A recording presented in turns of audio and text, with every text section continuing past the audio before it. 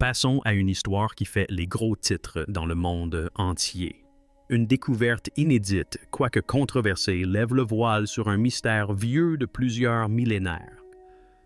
Pendant des siècles, un sphinx solitaire a été le symbole ultime de l'Égypte antique.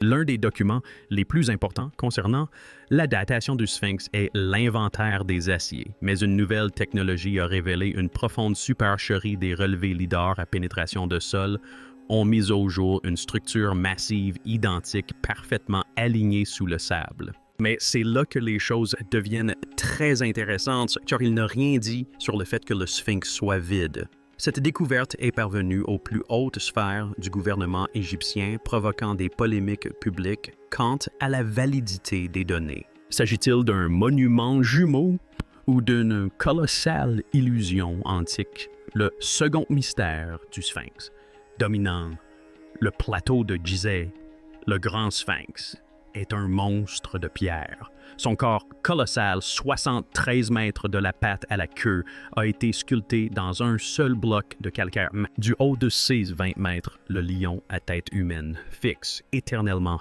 l'est. Pourtant, sa véritable signification demeure un mystère dissimulé derrière un visage érodé et indéchiffrable. Officiellement, l'égyptologie associe ce gardien au pharaon Khafre, affirmant qu'il porte son effigie. Mais cette histoire est lacunaire et incomplète. La controverse autour du sphinx est profonde, bien plus profonde que le sable à ses pieds. Qui l'a réellement construit? Aucune inscription n'en précise la fonction, et aucun texte ancien n'explique la nécessité d'un gardien aussi massif. L'absence d'inscription et son emplacement étrange, presque dissimulé, soulèvent encore plus de questions.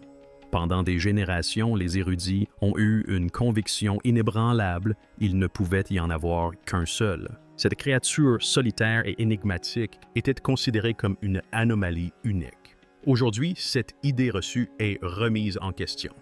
Une théorie radicale gagne du terrain, suggérant que nous n'avons perçu que la moitié du problème. Et si le sphinx familier que nous voyons n'était pas seul, des indices persistants dans des textes anciens et des relevés topographiques anormaux laissent entrevoir une possibilité glaçante. Il pourrait y en avoir un autre. Un second gardien caché pourrait être enfoui tapis dans l'ombre détenant des secrets capables de réécrire l'histoire.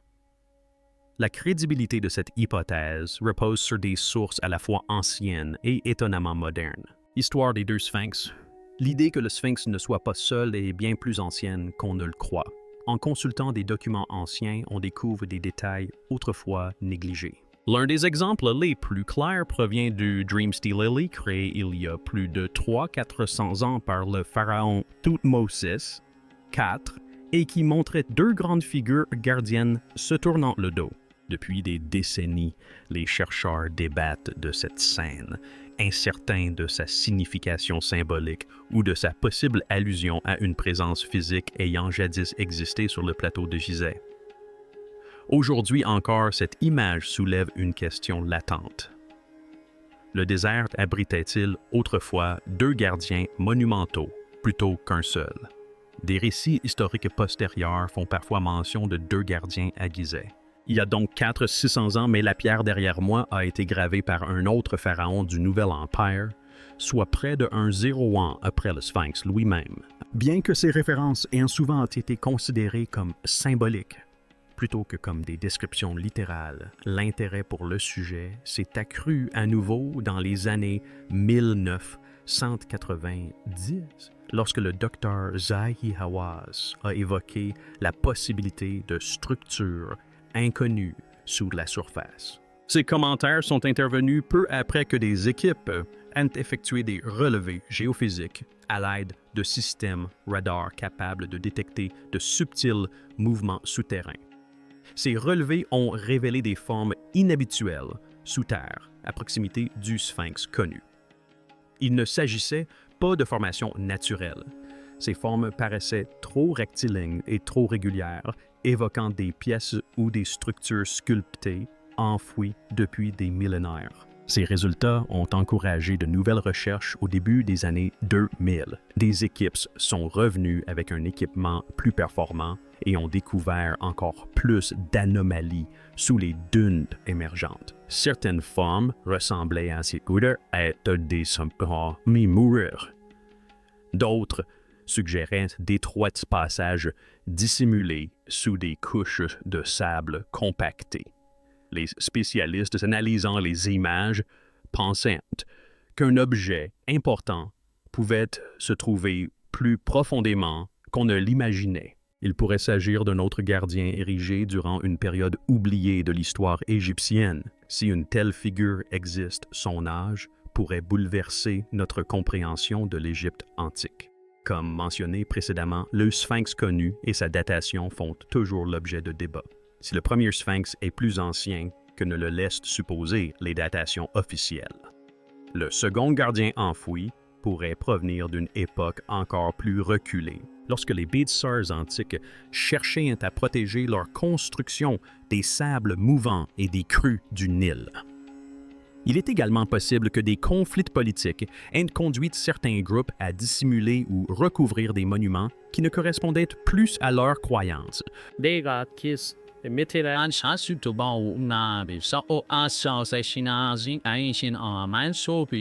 On également contribué au mystère. On ça c'est un récit et évoquait la foudre, ce qui aurait endommagé une partie du sphinx. Un érudit a suggéré que cette histoire ne décrivait peut-être pas le sphinx connu, mais plutôt un jumeau perdu victime d'une puissante malédiction liée à la divinité suprême d'Égypte. Ce mythe fut jadis considéré comme un simple récit symbolique. Pourtant, les récentes découvertes ont incité les chercheurs à s'y intéresser de nouveau. Chaque nouvelle étude et chaque document ancien mis en parallèle rendent le silence du désert plus pesant. Quelque chose se cache peut-être sous ces sables. Et plus les chercheurs examinent la scène de près, plus le mystère devient troublant. En voyant le sphinx de profil et la pyramide de Khufu en arrière-plan, on perçoit une représentation bidimensionnelle qui revêtait une grande importance pour les anciens Égyptiens. L'affirmation et le démenti. Le débat autour de la grande pyramide s'était déjà enflammé, mais dès que l'idée d'un second sphinx a été évoquée, la conversation a pris une tournure bien plus houleuse. Cette simple idée suffisait à déstabiliser les experts qui avaient consacré leur vie à défendre des chronologies établies de longue date. Si une autre statue de même envergure que le célèbre monument se trouvait réellement sous les sables de Gizeh, alors tout ce que nous pensions savoir sur l'Ancien Empire serait remis en question. Ce qui a attiré l'attention du public sur cette affaire, c'est une annonce inattendue de Ra Abdel Halim, figure importante du tourisme égyptien. Il s'était adressé aux médias locaux ces dernières années, expliquant qu'une statue de taille comparable au célèbre Sphinx avait été découverte près du complexe des pyramides. Ces propos se sont rapidement répandus car ils ne provenaient pas d'une personne extérieure au site, mais d'un acteur local travaillant directement dans cette région fréquentée chaque année par des millions de visiteurs. Cette affirmation a fait sensation et suscité un mélange de curiosité et d'incrédulité. Presque aussitôt, le monde universitaire a réagi. Les archéologues qui avaient se consacrer leur carrière à l'étude de Gizeh l'ont rejeté catégoriquement, la jugeant impossible. Certains ont même accusé Halim de chercher à faire le buzz. L'une des voix les plus fortes s'est élevée contre Zahi Hawass, ancien ministre des Antiquités, qui a supervisé les pyramides pendant près de 20 ans. Il a déclaré que l'idée d'un second sphinx était totalement infondée. Selon lui, il n'existait qu'une seule statue de ce type au monde. Il a averti que toute suggestion d'un second sphinx était sans fondement et n'avait d'autre but que de créer du bruit pour détourner l'attention. Le travail important qui est mené dans la région. Halim ne céda pas. En tant que directeur des relations publiques de l'ensemble du site des pyramides de Gizeh, il insista sur l'exactitude de ces informations. Il affirma que la disparition d'inscriptions liées au sphinx originel était l'une des raisons pour lesquelles il croyait à l'existence d'une autre statue. Il prétendit que les preuves concordait d'une manière qui avait été ignorée trop longtemps et qui méritait un nouvel examen. Son refus de se rétracter renforça encore davantage son argumentation. Et ce d'autant plus qu'il laissait entendre soit qu'un fonctionnaire respecté disait la vérité, soit qu'un conflit latent couvait au sein même des institutions du pays. Ce désaccord soulève une question complexe. Si Halim a raison, les archéologues devraient envisager la possibilité que l'Ancien Empire ait été bien plus ancien ou bien plus avancé que ne le suggèrent les documents écrits. La découverte d'un second sphinx obligerait à examiner de plus près si les bâtisseurs antiques possèdent des capacités que la recherche moderne n'a pas encore pleinement comprises. Elle inciterait également les scientifiques à se demander si les dates communément admises pour l'essor de la civilisation égyptienne primitive ne sont pas trop tardives. Si tel est le cas, les chronologies utilisées dans les salles de classe, les musées et les documentaires pourraient ne plus correspondre à la réalité du sous-sol. Preuve provenant de Luxor. Le soleil du désert tapait fort sur un chantier moderne à Luxor où des ouvriers s'affairaient à moderniser une route importante. Leurs engins raclés allaient creuser traçant un chemin à travers l'histoire elle-même. Soudain, les lames heurtèrent quelque chose qui n'était ni du sable ni des gravats. Le bruit changea. Ce qui émergea de la terre en 2018 n'était pas une simple pierre, mais les contours d'une statue colossale enfouie depuis des millénaires entre les deux complexes de temples légendaires de Karnak et de Luxor.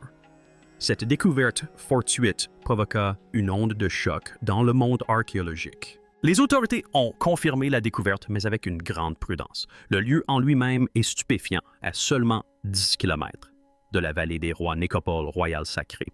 L'âge potentiel de la statue est particulièrement troublant.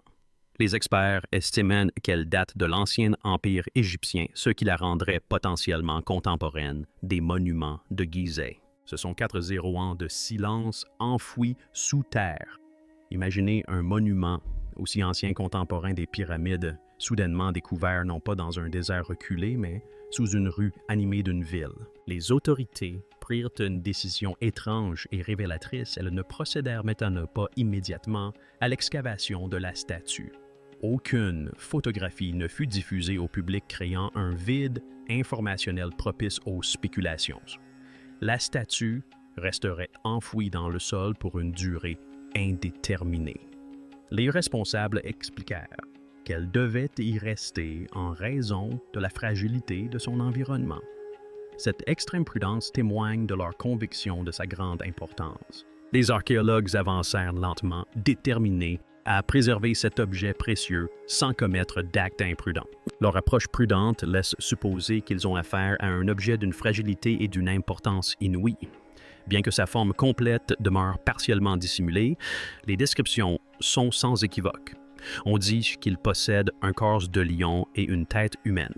Cette combinaison n'est pas fortuite. Elle reproduit fidèlement la forme emblématique du grand sphinx de Gizeh, ce qui signifie que cette figure colossale ne put être créée que sur ordre d'une personne dotée d'une autorité immense, probablement royale, issue des profondeurs de l'Égypte antique. Les implications sont profondes. Cette découverte à Luxor représente bien plus qu'un simple ajout d'artefacts à une collection de musées. Elle soutient activement une théorie radicale sur les bâtisseurs de l'Égypte antique. Les érudits avancent depuis longtemps que ces civilisations construisaient souvent des sphinx par paires, représentant parfois des figures masculines et féminines incarnant des concepts divins complètes. La découverte d'un second sphinx colossal dans une cité totalement différente confère à cette hypothèse une dimension terrifiante. Elle suggère un modèle architectural oublié, un plan culturel que nous redécouvrons à peine. Si cette statue est authentique, alors toutes les hypothèses concernant l'emplacement et la fonction de ces gardiens s'effondrent. Et ce ne sont là que les preuves visibles à l'œil nu en surface, ce que le leader a révélé. Des relevés géophysiques effectués par une équipe de recherche au sud du Sphinx auraient permis de détecter des formations souterraines inhabituelles. Ils ont utilisé une technologie de pointe appelée LiDAR. Imaginez une impulsion laser qui traverse le vide et le sol avec la même précision. Depuis les heures, ces lasers frappent la Terre et sont réfléchis, créant ainsi une carte tridimensionnelle parfaite de tout ce qui se trouve en dessous, même ce qui est enfoui. Elle traverse ces 9 mètres de sable comme s'il s'agissait de simples brouillards. C'est ainsi qu'ils l'ont découverte. Dans une zone longtemps considérée comme déserte, les scanners ont détecté une forme impossible. Les données qui défilaient sur leurs écrans révélaient des lignes trop droites, des angles trop aigus, des contours trop réguliers pour être une illusion de la nature. Et, cachée sous le poids écrasant de la Terre, une forme massive et symétrique dormait. Sa taille n'était pas seulement imposante, elle était le reflet quasi parfait du Grand Sphinx. Les dimensions étaient si similaires qu'on aurait pu croire à un choix délibéré. Depuis toujours, nous pensions que le gardien était unique. Ces données prouvaient le contraire. Au départ, le doute régnait. Le désert est un maître de la tromperie, créant des illusions grâce au vent et aux ombres. Ils procédèrent donc à une nouvelle analyse, agrandissant la grille et examinant chaque pixel. Les preuves se confirmèrent. Ils distinguèrent ce qui semblait être une base sculptée à même la roche. Ils observèrent des fissures verticales dans la pierre évoquant des éléments architecturaux. Il ne s'agissait pas d'une formation rocheuse étrange, mais d'une construction. Si cela s'avère authentique, tous les ouvrages sur l'Égypte antique seront incomplets. Il faudrait repenser l'ensemble du complexe de Gizeh. Mais le choc s'est accentué lorsqu'ils ont analysé l'orientation. Cette seconde structure n'est pas parfaitement alignée avec le premier sphinx, elle est inclinée. D'après certains chercheurs ayant analysé les données, le décalage est minime d'environ 6 degrés seulement vers l'est. Pour le commun des mortels, cela ne signifie rien. Pour un astro-archéologue, c'était un message caché. Et ils ont effectué les calculs pour dater l'époque de Khafre il y a plus de 500 ans. Il est impossible d'accepter raisonnablement que le Sphinx n'ait que 420 ans. Les anciens Égyptiens étaient là, mais je crois qu'ils ont découvert le Sphinx. Ce décalage précis de 6 degrés aurait pointé directement vers l'aube, vers le lever de l'étoile Sirius. Dans la mythologie égyptienne, Sirius était lié à Isis, déesse de la magie et de la Renaissance. Dès lors, une question à la fois terrifiante et fascinante se pose, et si le Sphinx que nous connaissons représentait le dieu soleil Ra, et que ce jumeau enfoui avait été construit pour Isis. Les civilisations anciennes de la Grèce à la Mésopotamie construisaient souvent par paires, créant ainsi un équilibre dans la pierre. Le monument le plus célèbre d'Égypte a peut-être toujours été l'une des deux moitiés d'une paire, une alliance cosmique enfouie et oubliée par le temps. Il ne restait plus qu'à creuser. La dangereuse fouille.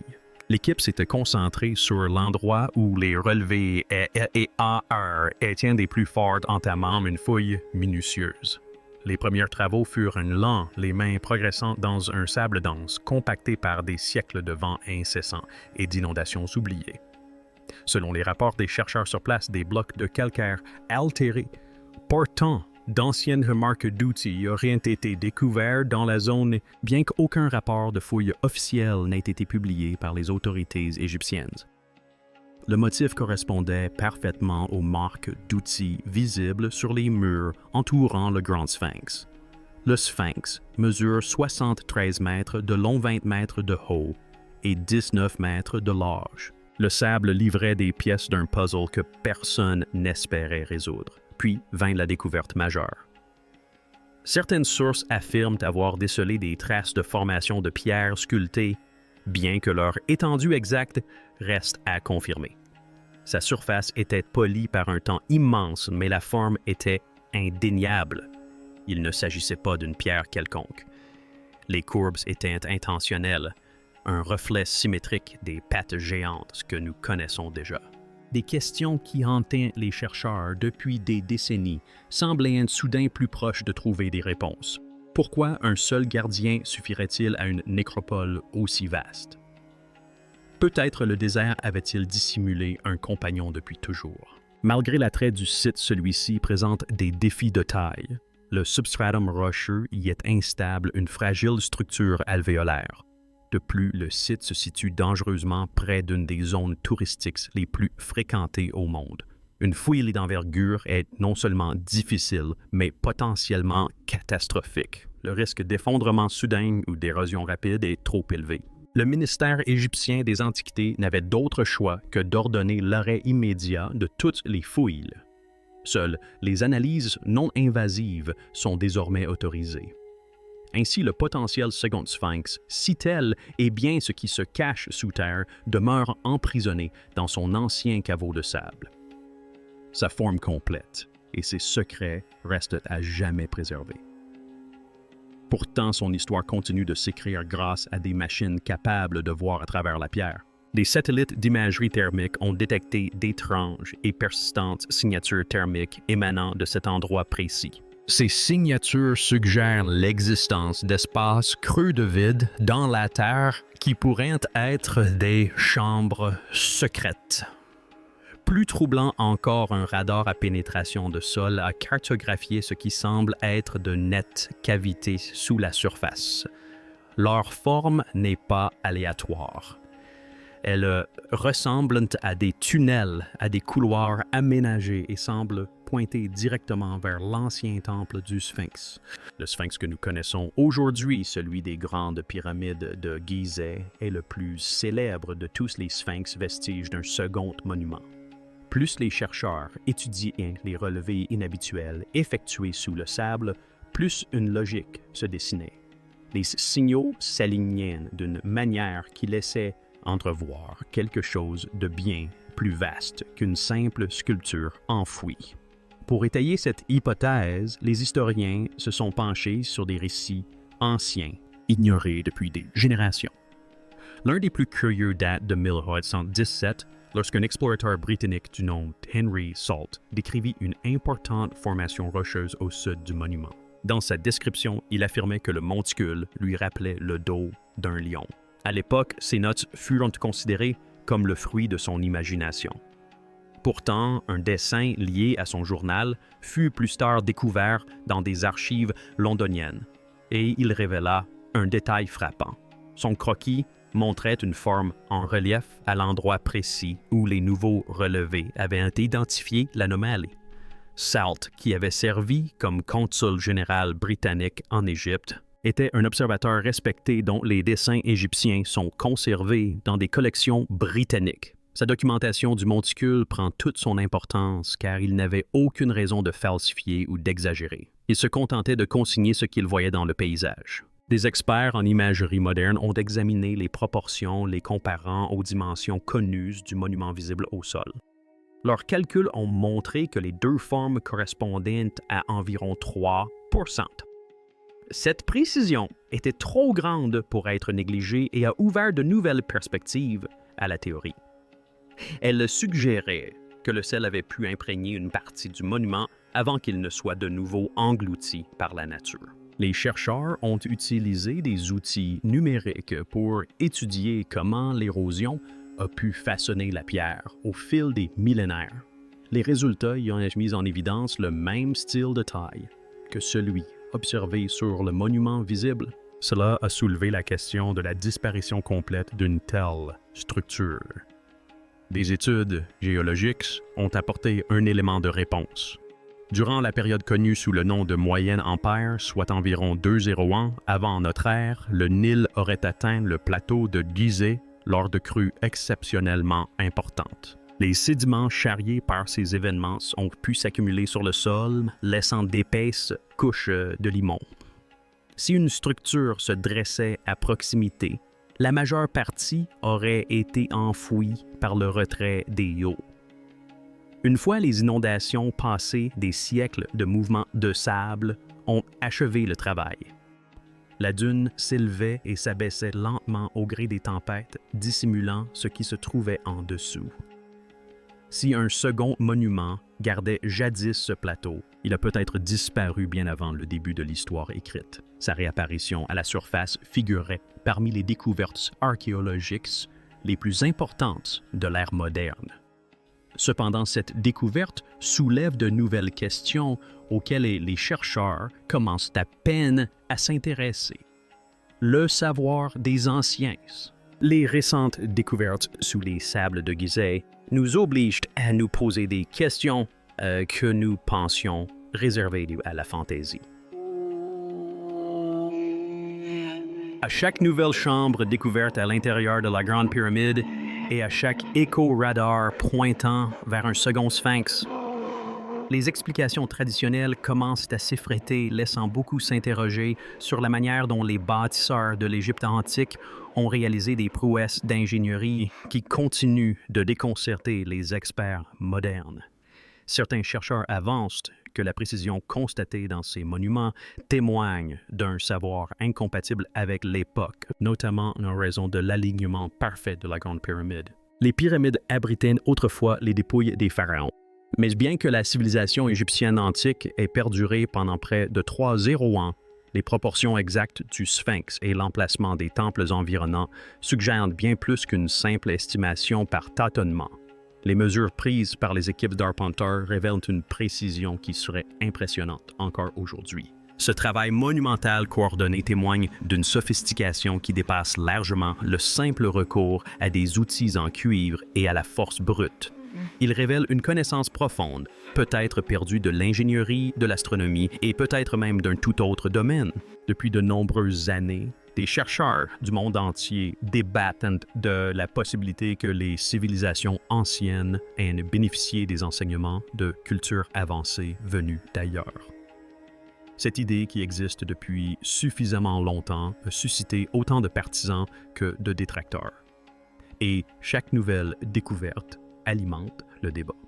Le principe de cette théorie est simple. Si les bâtisseurs ont reçu l'aide d'être dotés d'un savoir supérieur, cela pourrait expliquer la présence, dans de nombreuses régions de mathématiques complexes, de symboles étranges et de choix architecturaux résolument avant-gardistes. Les partisans de cette idée soulignent souvent que des écrits anciens contiennent des descriptions de visiteurs ayant enseigné aux civilisations primitives l'ingénierie, l'astronomie et les mouvements célestes. Bien que ces écrits soient généralement considérés comme des mythes, certains chercheurs pensent qu'ils pourraient receler une part de vérité. Selon eux, ces récits pourraient être des tentatives des peuples anciens de décrire un contact avec des êtres plus évolués en utilisant la seule langue dont ils disposaient. Si tel est le cas, les symboles laissés sur place pourraient être des messages que nous n'avons pas encore pleinement déchiffrés. L'archéologie conventionnelle continue de s'appuyer sur des explications traditionnelles, arguant que le savoir-faire, le temps et la main-d'œuvre suffisent à expliquer les merveilles de l'Égypte antique. Pourtant, les nouvelles découvertes à l'intérieur de la Grande Pyramide et l'hypothèse croissante de la présence d'un autre sphinx rendent cette position plus difficile à défendre. Chaque nouvelle analyse révèle des détails qui soulèvent de nouvelles questions. L'idée que les bâtisseurs primitifs aient pu tailler la pierre avec une telle précision sans outils sophistiqués est de plus en plus difficile à accepter pour certains chercheurs. Face à l'accumulation de ces découvertes, le débat est tel que même les chercheurs les plus chevronnés admettent que le passé n'est peut-être pas aussi simple qu'on le croyait. Chaque chambre découverte et chaque anomalie inattendue rendent le terrain moins sûr. Les recherches se poursuivent et plus elles s'enfoncent, plus il semble que le monde ait sous-estimé les connaissances de l'Égypte antique. La chasse hyperspectrale. La prochaine étape de la recherche ne nécessitera pas de pelle. Au lieu de cela, on utilisera un nouveau type de lumière, une technologie appelée imagerie hyperspectrale. Cette méthode ne se contente pas d'observer le sol. Elle analyse la composition même de la Terre, détectant de faibles traces de pigments anciens et des poches d'humidité enfouies profondément sous la surface. Ces signatures invisibles peuvent révéler les contours fantomatiques de la pierre taillée même à travers des couches de sable compactées et le poids du temps. Si ces relevés révèlent la forme d'un monument sculpté bien avant les premiers écrits, cela pourrait bouleverser des croyances établies de longue date concernant l'histoire sacrée de l'Égypte et l'organisation de l'ancienne nécropole. Les preuves restent pour l'instant incomplètes.